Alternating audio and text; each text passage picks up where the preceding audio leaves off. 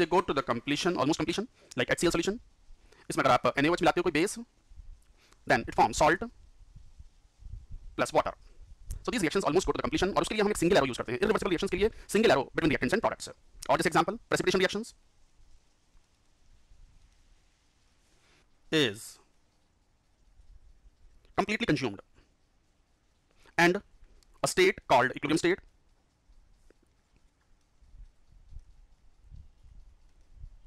is reached, and a state called equilibrium state is reached. So this is what is important. Our chapter is all about reversible reactions. That all the thermodynamic parameters like enthalpy change, entropy change, Gibbs energy change, etc. also become constant. Also the color, density, and other immeasurable properties also at equilibrium become constant. This example लें, examples of reversible reactions. जैसे PCl5 gas, इसका equilibrium establish हो जाता है जब heat करते हैं, decompose होता है तो PCl3 plus Cl2 में. So it is a reversible reaction, obviously for attains in closed system. एक टू इक्विलिब्रियम जो है वो क्लोज सिस्टम में ही अटेन होता है. इसको मैं दोबारा आऊंगा, इस पे एक्सप्लेन करेंगे. इस पे बात पहले मैं एग्जांपल ले लूं. तो obviously they have to be in close system. जैसे 2HI गैस डिकम्पोज हो जाता है, HI बॉन्ड रिलेटिवली वीक होता है तो H2 plus I2. तो in the close container concentration reactant की घटेगी, then after it becomes constant, and once the reaction concentration become constant, मान लो यहां कांस्टेंट हो गई, तो this is equilibrium state. Obviously जो घट रहे हैं वो कौन है? रिएक्टेंट, और जो बढ़ रहे हैं वो कौन है? प्रोडक्ट. सिमिलरली ऐसा भी हो सकता है कि कंसंट्रेशन इक्वल भी हो जाए इक्विलिब्रियम पर. सो दिस इज इक्विलिब्रियम स्टेट. हो सकता है कि इक्विलिब्रियम पर concentration of reactants and product become equal but constant, will remain constant. हो सकता है कि रिएक्टेंट घट जाए और प्रोडक्ट उससे ज्यादा हो जाए but again will remain constant. So this is equilibrium. Now they become constant, become horizontal. तो concentration of reactant product become constant at equilibrium, भले कोई किसी से ज्यादा हो या कम हो but will become constant at equilibrium. अच्छा, रेट ऑफ रिएक्शन वो हमेशा बराबर होंगे इक्विलिब्रियम स्टेट पर. तो rate with time, rate will always be equal. तो एट इक्विलिब्रियम ऑब्वियसली जो रेट घटा है समय के साथ वो फॉरवर्ड का होगा क्योंकि कंसंट्रेशन घटती है, और जो बढ़ा है वो बैकवर्ड रिएक्शन का होगा. तो rate of forward reaction is equal to rate of backward reaction at equilibrium. तो RFR भी क्या है? Rate of forward and rate of backward reactions at equilibrium. तो इस तरीके से हम डिस्क्राइब करते हैं रिवर्सिबल एंड इरिवर्सिबल रिएक्शंस. अब बात करते हैं हम कैरेक्टरिस्टिक्स ऑफ केमिकल इक्विलिब्रियम. ये इंपॉर्टेंट है, तो लिखो प्रॉपर्टीज और कैरेक्टरिस्टिक्स.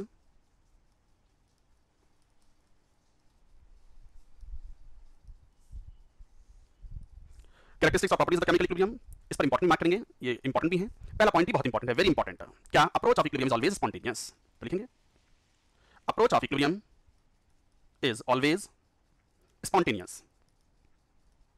क्या मतलब हुआ इसका? इक्विलिब्रियम तो आकर रहेगा, रोक कैसे नहीं रोक सकते आप. Approach of equilibrium is always spontaneous मतलब अगर सिस्टम इक्विलिब्रियम स्टेट पर नहीं है तो फिर इक्विलिब्रियम पर पहुंचने की पूरी कोशिश करेगा, आप रोकोगे तो भी नहीं रुकेगा वो. तो approach of equilibrium is always spontaneous, इसका मतलब ये हुआ that means equilibrium state is the most stable state for any system, and hence equilibrium will arrive by moving reaction in forward or backward direction. Equilibrium तो आके रहेगा चाहे उसके लिए रिएक्शन को फॉरवर्ड मूव करना पड़े या उसके लिए बैकवर्ड मूव करना पड़े. सिस्टम के लिए सबसे स्टेबल स्टेट कौन सी है? Equilibrium state. और ये बात बहुत इंपॉर्टेंट ग्राफ है, उससे क्लियर भी होती है. This lowest point is the equilibrium state. ये concentrations और partial pressures, and this is the progress of reaction. जैसे मान लो एग्जांपल ले लो, जैसे मान लो एग्जांपल ऐसा लिया N2 plus 3H2 2NH3 Haber's process. मान लो यहाँ पर लिया हमने N2 plus H2. तो N2 और H2 हमने कंटेनर में लिए हैं, pressure and temperature conditions properly maintain करती हैं, कैटलिस्ट हमने प्रॉपर ले लिया है. तो N2 और H2 रुकेंगे नहीं, दे विल फॉर्म अमोनिया. तो N2 और H2 घटेंगे तो एक तरीके से रिएक्शन विल गो फॉरवर्ड, तो इक्विलिब्रियम की तरफ मूव करेगी, इस तरफ इक्विलिब्रियम स्टेट. और रिएक्शन कहां जाकर रुक जाएगी? बस यहां रुक जाएगी इक्विलिब्रियम पर. नॉट ओनली दैट, अगर हम N2 और H2 ना भरते कंटेनर में और क्या भरते? अमोनिया भरते हैं, ओनली अमोनिया, तो अमोनिया फिर डिसोशिएट होता, रिएक्शन बैकवर्ड जाती और क्या बनता? N2 और H2 तब तक जब तक इक्विलिब्रियम ना जाता. तो ये लोएस्ट पॉइंट की ग्राफ है किसमें? It's not concentration, I am sorry, this is Gibbs energy G. This is Gibbs energy G. तो Gibbs energy of the substance becomes minimum at equilibrium. तो at equilibrium ये बड़ा इंपॉर्टेंट पॉइंट भी है. At equilibrium Gibbs energy at constant pressure and temperature become minimum. तो Gibbs energy at constant temperature and pressure at equilibrium state become minimum, or change in Gibbs energy delta GR. That means summation of Gibbs energy of formation of product minus summation of Gibbs energy of formation of reactant, that also becomes 0. क्या मतलब हुआ कि reactant and product की Gibbs energies become equal at this point, minimum point C. This is what Gibbs energy of products. मान लो हम forward reaction की बात कर रहे हैं, products. ये वाला पॉइंट कौन सा हुआ? gives energy of reactants at equilibrium. At equilibrium, तो equilibrium state पर मिनिमम आ गया इस ग्राफ का, that means gives energy of the reactants and gives energy of the products become equal, so gives energy of the reaction, that is the difference of the products and reactants, become zero. तो ये बहुत बहुत important point है कि delta GR at equilibrium becomes zero at equilibrium state. You will realize this and very importance of this in thermodynamics. तो ये पहला point था बहुत इंपॉर्टेंट, क्या इक्विलिब्रियम तो आके रहेगा, रोक कैसे नहीं रोक सकते, that means approach of equilibrium is always spontaneous. ये स्टेटमेंट को अंडरलाइन रखना, ये स्टेटमेंट जो है ना मैं कम से कम 40-50 बार तो इस चैप्टर में यूज कर लूंगा जब हम बात करेंगे अबाउट लीच principle, then you will say that मैं लगभग यही वाला स्टेटमेंट यूज करूंगा, approach of equilibrium is always spontaneous, equilibrium तो आके रहेगा, रोक कैसे नहीं रुकेगा. So this is an important concept. हम क्या पढ़ रहे थे, properties. Second, attaining equilibrium rapidly. तो कैटलिस्ट इक्विलिब्रियम को इज डायनामिक, ये डायनामिक इक्विलिब्रियम है. That means at equilibrium state both forward and backward reactions proceed. Both forward and backward reactions proceed with equal rate. तो ऐसा नहीं है कि equilibrium पर रिएक्शन स्टॉप हो गई, फॉरवर्ड रिएक्शन का रेट भी जीरो हो गया, बैकवर्ड का रेट भी जीरो हो गया. No, both forward and backward reactions proceed, but they proceed with equal rate. So rate of conversion of the reactants into products and products into reactant that is same. That means concentration of all the reactants and products become equal. तो RF is equal to RB. System तो calcium oxide plus CO2. तो ध्यान दो, it is not a homogeneous mixture, gases and solids are two different phases. Not only that, in the same physical state there may be two different phases. जैसे sulphur तो दोनों solid ही हैं तो same phase हो गए? नहीं, same phase नहीं. What is phase? Phase is the substance which has the uniform composition and uniform properties. So it is a part of the matter which has uniform properties or uniform composition. No, graphite and diamond do not have the uniform properties. Their bonding nature is different. Their densities are different. Their many of the properties are entirely different that you study in chemical bonding. तो graphite and diamond completely different हैं, अलग अलग properties हैं, तो इनकी phases अलग अलग है, भले फिजिकल स्टेट सेम है बट फेजेस डिफरेंट. मैं यहाँ लिख दूं क्या डेफिनेशन ऑफ फेज, शायद अभी तक आप यही रियलाइज करते हो. अच्छे से समझिए इस बात को. Same physical state of a substance, किसी सब्सटेंस का अगर सेम फिजिकल स्टेट है तो जरूरी नहीं है कि उनकी फेजेस सेम हो, may have the two different phases. जैसे एग्जांपल यही ले लो, C diamond, carbon diamond and carbon graphite, दोनों की प्रॉपर्टीज बिल्कुल अलग हैं, आर टू डिफरेंट फेजेस. ये दो अलग अलग फेजेस हैं, still the physical state is same. और जैसे sulphur rhombic, properties are different. Sulphur monoclinic, ये दो अलग अलग क्रिस्टलाइन फॉर्म्स हैं सल्फर की, दोनों की प्रॉपर्टीज अलग हैं, डेंसिटी अलग है. तो sulphur rhombic and sulphur monoclinic are two different phases. हालांकि दोनों ही सॉलिड हैं, बोथ आर सॉलिड, दोनों की physical state same but they are two different phases. और एग्जांपल जैसे आप समझ गए आप, जैसे पी वाई बात कर रहे थे, देखो reactants raised to the power their stoichiometric coefficients. तो at given temperature rate of reaction is directly proportional to the active mass of the reactants raised to the power their stoichiometric coefficient. मान लो कोई reaction ले ली हमने, ये A plus B converted to C plus DD. मान लीजिए कोई रिएक्शन है, फॉरवर्ड रिएक्शन में A और B रिएक्टेंट्स हैं, बैकवर्ड रिएक्शन में C एंड D रिएक्टेंट्स हैं. Small a, small b, small c, small d आप जानते हैं, they are all stoichiometric coefficients. तो कैसे लिखें फिर? एक्टिव मास क्या होते हैं? एक्टिव मास नाम से मालूम पड़ रहा है, मास व्हिच इज एक्टिव या अमाउंट व्हिच इज एक्टिव. तो active mass of a substance are most commonly taken as molar concentration और पार्शियल प्रेशर्स. कब पार्शियल प्रेशर ले सकते हैं, कब मोलर कंसंट्रेशन ले सकते हैं, ये बात हम करेंगे. अभी चलो सबसे कॉमन जो टर्म है वो मोलर कंसंट्रेशन लेते हैं, उसके बेसिस पर हम जरा लिख दें. तो क्या लिखोगे? Rate of forward reaction RF इसके प्रोपोर्शनल. फॉरवर्ड रिएक्शन के रिएक्टेंट कौन है? A and B. तो कंसंट्रेशन ऑफ A ब्रैकेट लगा करके ये कंसंट्रेशन हो गई molar concentration of A to the power A into concentration of B की पावर स्टोइकियोमेट्रिक कोफिशिएंट कितना? Small b. एक प्रोपोर्शनलिटी कांस्टेंट लेते हैं KF, A की पावर A इनटू B की पावर B. ये KF कहलाएगा rate constant of forward reaction. Rate constant of forward reaction. Similarly मतलब rate of backward reaction is directly proportional to concentration of the reactants. कौन होंगे backward reaction के लिए? C and D. तो C की power concentration C into D की power concentration D. तो RB एक proportionality constant KB, that is concentration of C to the power C, D to the power D at that moment. KB क्या कहलाएगा? This is called similarly rate constant of backward reaction. Rate constant pressure पर ये depend नहीं करते, depend on temperature. ये temperature and catalyst पर depend करते हैं. Presence of catalyst, catalyst in KF KB को जो बढ़ाता है जिससे रिएक्शन फास्ट हो जाती है. तो does not depend on KF KB is independent of और आर इंडिपेंडेंट ऑफ कंसंट्रेशन और partial pressure but depends on CO3 solid upon molar mass of CaCO3 solid into volume of CaCO3 solid.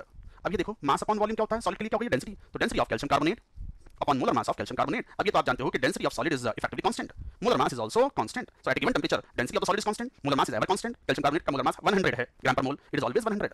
तो density constant, ये भी constant हो गया, तो numerator denominator दोनों constant हो गए, तो रेशियो क्या हो गया? Constant. Effectively active mass of the solid is constant. इसका मतलब अगर मैं RF लिखूं यहाँ पर रेट ऑफ फॉरवर्ड रिएक्शन, तो क्या लिखूंगा? मान लो कुछ KF इनटू कैल्शियम कार्बोनेट, ये तो है रिएक्टेंट। एट ए गिवन टेंपरेचर केएफ भी कांस्टेंट, एट ए गिवन टेंपरेचर कैल्शियम कार्बोनेट एक सॉलिड था, उसका एक्टिव मास भी कांस्टेंट। किसी एक टर्म में, एक एक्सप्रेशन में दो कांस्टेंट का काम, एक नया कांस्टेंट डिफाइन करते हैं K F dash, this is called modified rate constant of forward reaction. So इसका मतलब क्या हुआ, कैल्शियम कार्बोनेट का एक्टिव मास कांस्टेंट था, वो हमने कांस्टेंट को केएफ में मिला लिया और हमने वो टर्म गायब कर दिया। कैल्शियम कार्बोनेट का एक्टिव मास लिया ही नहीं मतलब क्या लिया, 1 लिया। नहीं लेना मतलब क्या लिया, 1 लिया, क्योंकि 1 से मल्टीप्लाई करो या डिवाइड करो, it does not make any difference. Similarly RB भी लिखो, कैसे लिखते, Kb into concentration of calcium oxide solid and what, CO2. CO2 is a gas, इसका एक्टिव मास लगातार चेंज हो रहा है because volume is constant and number of moles are increasing for CO2, but calcium oxide का active मास solid होने की वजह से कांस्टेंट है। इधर Rb भी लिखो, कैसे लिखते, Kb into concentration of calcium oxide solid and what, CO2. CO2 is a gas, इसका एक्टिव मास लगातार चेंज हो रहा है because volume is constant and number of moles are increasing for CO2, but calcium oxide का active मास solid होने की वजह से कांस्टेंट है। क्यों सर, यहाँ भी तो मोल्स उसके बढ़ रहे होंगे, मोल्स बढ़ रहे हैं तो इसका वॉल्यूम भी बढ़ रहा है proportionally and according the ratio is same, but CO2 में ऐसा नहीं है, gas occupies the entire volume, तो volume is constant of the entire vessel and number of moles are increasing when the reaction is proceeding forward. तो CO2 का active मास लगातार variable है, जबकि CO का एक्टिव मास कांस्टेंट है। अब ये दो कांस्टेंट क्या काम, एक नया कांस्टेंट डिफाइन कर लो, what Kb dash into concentration of CO2, ये होगा Rb का एक्सप्रेशन। तो जरा देखना यहाँ पर इन दोनों में, आपने active mass of calcium carbonate लिया ही नहीं मतलब क्या लिया, 1। एक्टिव मास ऑफ CO लिया ही नहीं मतलब क्या लिया, 1। तो बस याद कर लो, बहुत बढ़िया पॉइंट है। इन the expression of rate of reaction and equilibrium constant,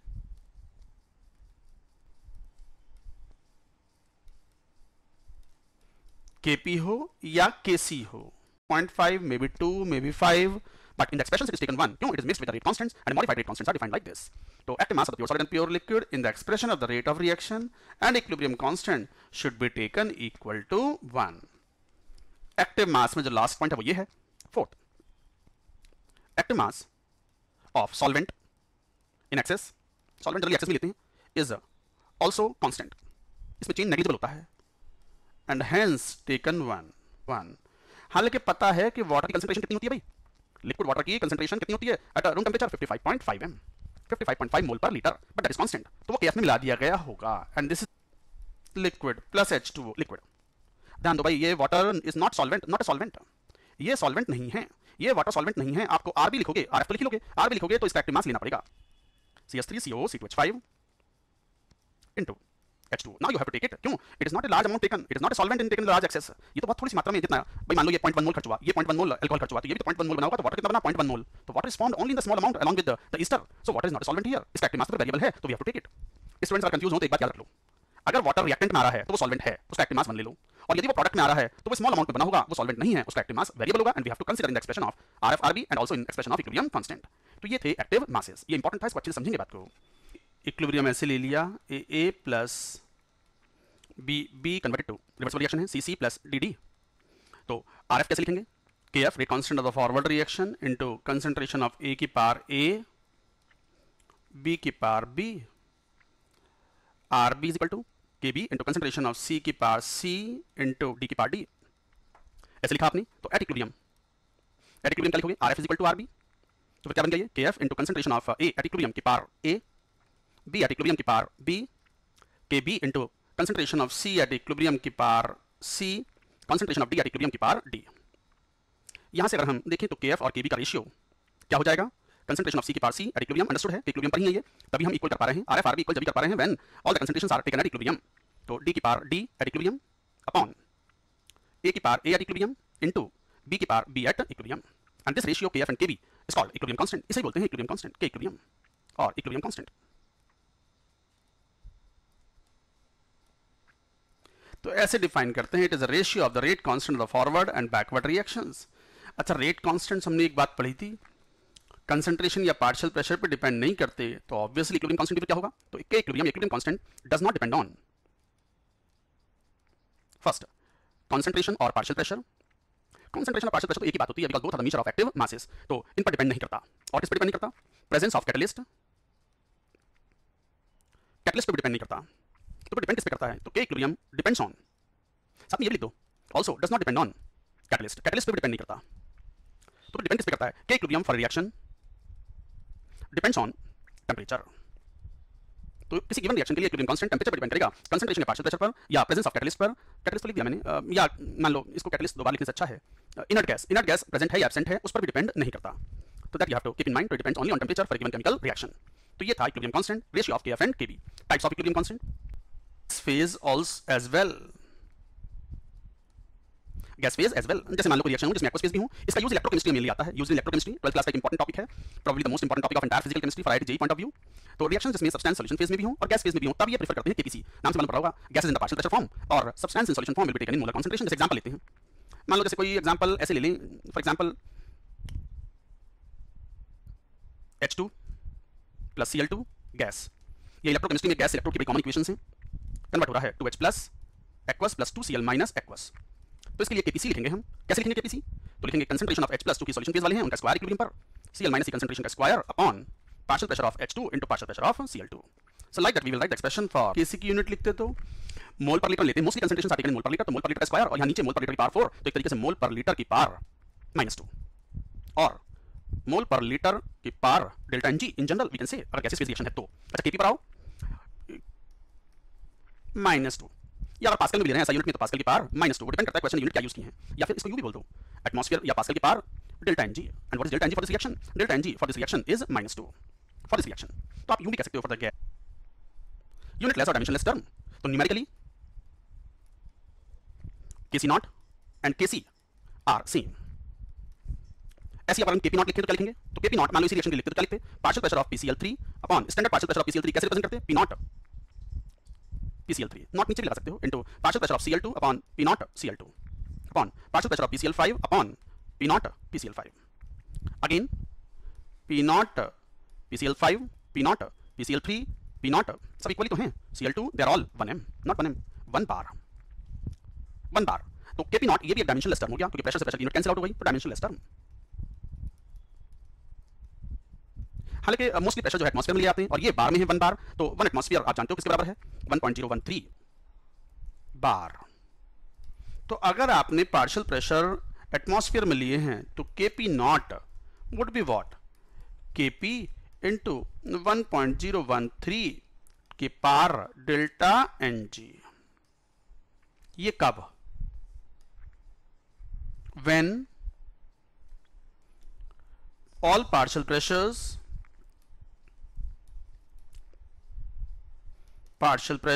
of gases are taken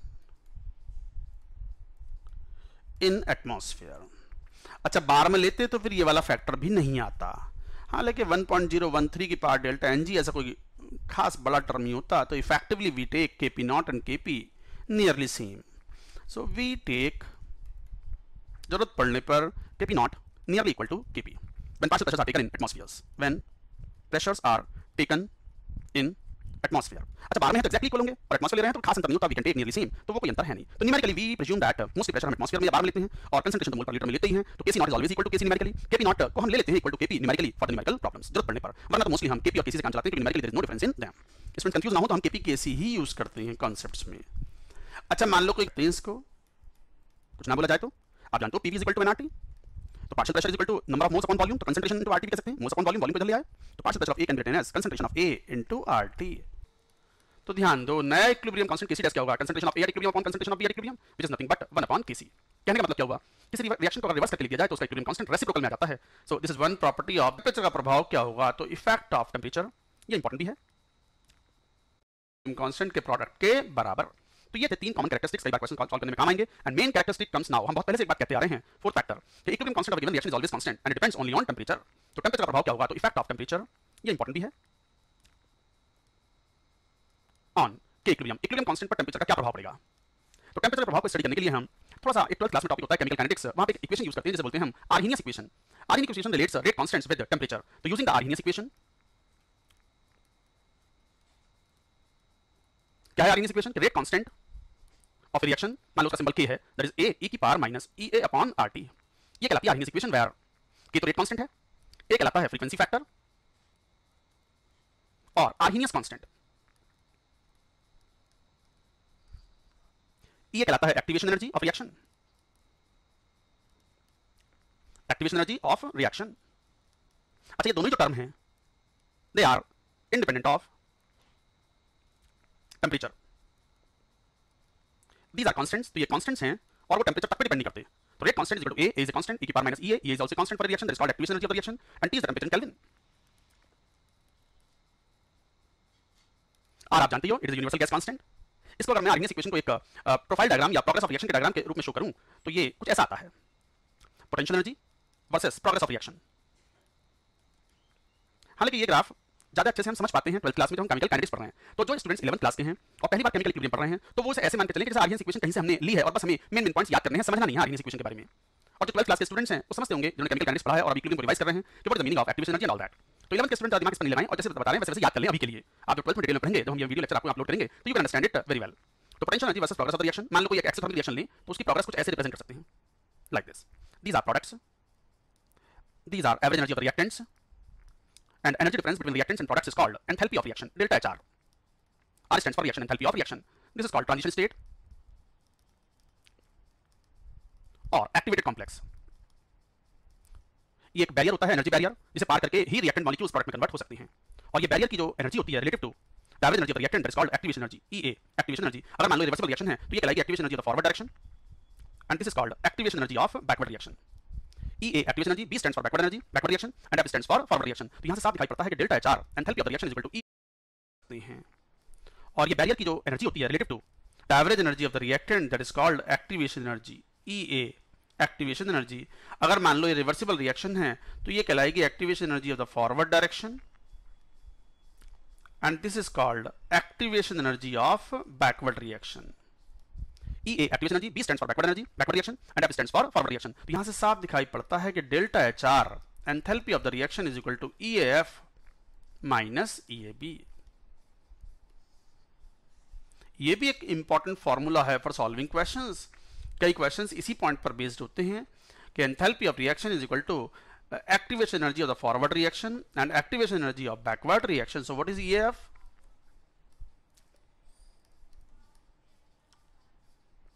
Activation energy of forward reaction,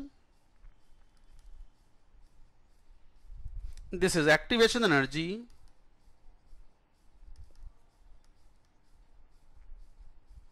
of backward reaction,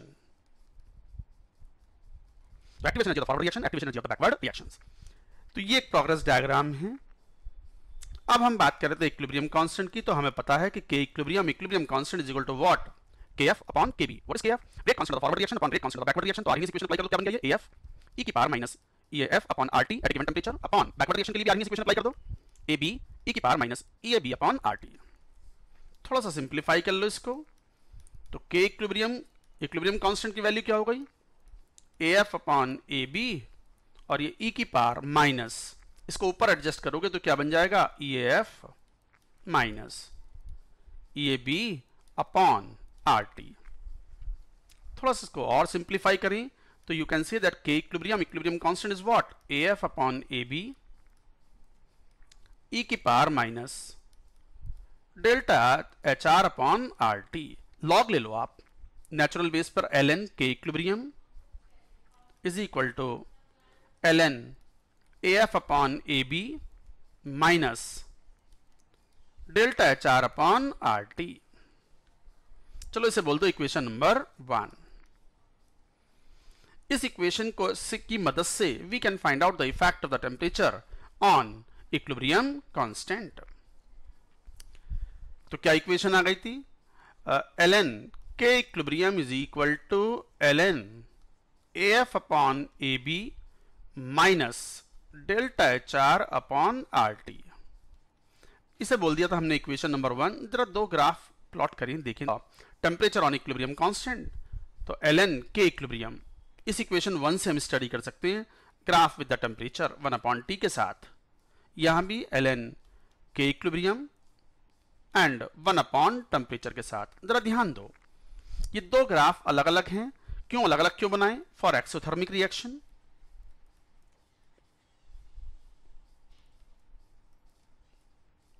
और आपको पता है कि एक्सोथर्मिक रिएक्शन के लिए डेल्टा HR क्या होता है? Negative. Heat is evolved in that. Plot करें, देखें तो सही। यहां पढ़ रहे हैं कि effect of temperature on equilibrium constant. तो ln के इक्विलिब्रियम इस इक्वेशन 1 से हम स्टडी कर सकते हैं। ग्राफ वर्टिकल एक्सिस पर कौन है? ln K equilibrium. So this is a y function और 1 अपॉन टेम्परेचर के साथ ये x फंक्शन हो गया, तो क्या बन गया ये y is equal to mx plus C. So बताओ what is the intercept on the vertical axis, ln af upon ab, and what is the value of the slope is minus delta H R upon R. और चूंकि exothermic reaction की बात कर रहे हैं, तो exothermic reaction में delta H का साइन क्या है, नेगेटिव, तो स्लोप क्या हो गया, पॉजिटिव। ग्राफ कुछ ऐसा होगा, स्ट्रेट लाइन, जिसका ये इंटरसेप्ट किसके बराबर है, ln af अपॉन ab, और स्लोप किसके बराबर है, slope is minus delta H R upon R. अच्छा, ये वाला ग्राफ क्या होगा, ये भी स्ट्रेट लाइन होगा बट घटता हुआ like this. So what is this intercept, that is again ln af upon ab, and what is slope of this, slope is minus delta H R upon R. अब देखो यहां पर study करो इस equation को कि टेंपरेचर का क्या प्रभाव है। चलो एक्सोथर्मिक रिएक्शन भी देख लो। देखो एक्सोथर्मिक रिएक्शन में लेफ्ट से राइट जा रहे हो आप, तो क्या बढ़ रहा है, 1 अपॉन टी, मतलब टी घट रहा है, तो टी घटने पर ln के इक्विलिब्रियम बढ़ रहा है, मतलब इक्विलिब्रियम कांस्टेंट बढ़ रहा है। तो कंक्लूजन क्या हुआ, टेम्परेचर घटने पर इक्विलिब्रियम कांस्टेंट बढ़ जाता है in case of what, exothermic. Similarly temperature अगर बढ़ाओगे तो इक्विलिब्रियम कांस्टेंट घट जाएगा for exothermic, and the reverse effect will be observed in case of endothermic reaction. वो कैसे, जरा देखो यहां पर लेफ्ट से राइट जा रहे हैं तो 1 अपॉन टी बढ़ रहा है, 1 अपॉन टी बढ़ना मतलब टी घट जाना, तो टी घट रहा है, टेम्परेचर घट रहा है, और ln के इक्विलिब्रियम भी घट रहा है, तो यहां क्या बोलोगे, टेम्परेचर डिक्रीज हुआ, तो equilibrium constant for the endothermic reaction decreases. Temperature बढ़ाओगे accordingly equilibrium constant will increase. इसका मतलब उल्टा प्रभाव है यहां पर। तो exothermic reaction and endothermic reaction, temperature बढ़ाने पर एंडोथर्मिक रिएक्शन में इक्विलिब्रियम कांस्टेंट बढ़ता है, जबकि टेम्परेचर बढ़ाने पर एक्सोथर्मिक में इक्विलिब्रियम कांस्टेंट घटता है। तो ये इंपॉर्टेंट पॉइंट था, बट यहीं पे बहुत बहुत इंपॉर्टेंट पॉइंट, वेरी इंपॉर्टेंट। क्या टेम्परेचर बढ़ाने पर इक्विलिब्रियम कांस्टेंट बढ़ता है फॉर एंडोथर्मिक? तो सर ये तो बता दिया आपने, दोबारा क्यों बता रहे हो? नहीं, मैं कोई और पॉइंट कहना चाह रहा हूं यहां पर। तो टेम्परेचर बढ़ाने पर इक्विलिब्रियम बढ़ता है फॉर एंडोथर्मिक रिएक्शन, जबकि टेम्परेचर बढ़ाने पर इक्विलिब्रियम कांस्टेंट घटता है फॉर एक्सोथर्मिक रिएक्शन। ये तो प्रभाव हुआ टेम्परेचर का ऑन इक्विलिब्रियम कांस्टेंट, बट बड़ा वाला बट, टेम्परेचर बढ़ाने पर रेट कांस्टेंट हमेशा बढ़ता है ऑफ रिएक्शन के इंक्रीजेस। किसके लिए, for both endothermic and exothermic.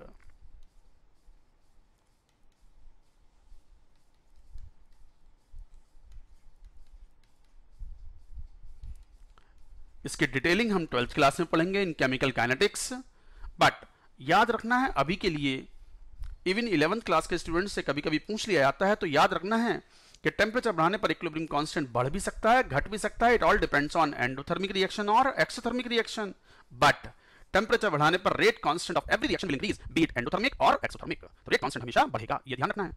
अब बात करते हैं जरा इक्वेशन, क्या बोलोगे, ln K equilibrium at temperature T1 1 is equal to ln AF upon AB, ये तो कांस्टेंट्स ही होते हैं, डेल्टा HR को भी हमने कांस्टेंट माना है, इट इज कांस्टेंट हियर, हालांकि delta enthalpy of the reaction depends on temperature, but we are assuming it constant, तो RT1। ऐसे एट टेम्परेचर T2 भी वी कैन राइट क्या expression, ln K equilibrium 2 is equal to ln AF upon AB minus delta HR upon RT2। चलिए Arrhenius equation का एक important form find out करते हैं। आप इस सेकंड एक्सप्रेशन में से फर्स्ट एक्सप्रेशन को घटा दो, तो क्या हो गया, ln K equilibrium 2 upon K equilibrium 1 is equal to what, delta HR upon R। जब सॉल्व करोगे तो ये आ जाएगा 1 upon T1 minus 1 upon T2। अच्छा, कैलकुलेशंस में नेचुरल बेस पर लॉग कैलकुलेट करना थोड़ा मुश्किल होता है, तो उसे कन्वर्ट कर लो बेस 10 पर, तो 2.303 का फैक्टर आ गया, तो क्या इक्वेशन बन गई, लॉग ऑफ बेस 10 पर K equilibrium 2 upon K equilibrium 1 is equal to what, delta HR upon कौन से फैक्टर से और डिवाइड करना है, 2.303 R 1 upon T1 minus 1 upon T2। ये इक्वेशन एंड ये इक्वेशन कोई अंतर नहीं है दोनों में, वन ऑफ इक्विलिब्रियम कांस्टेंट जो इक्वेशन आती है that is called one of equation. Arrhenius equation से डिराइव किया है हमने, कोई अंतर नहीं है दोनों में। वन ऑफ इक्विलिब्रियम कांस्टेंट में जो इक्वेशन आती है that is called one of equation. Arrhenius equation से डिराइव किया है हमने, but this is called one top equation. That means what? Effect of temperature on equilibrium constant.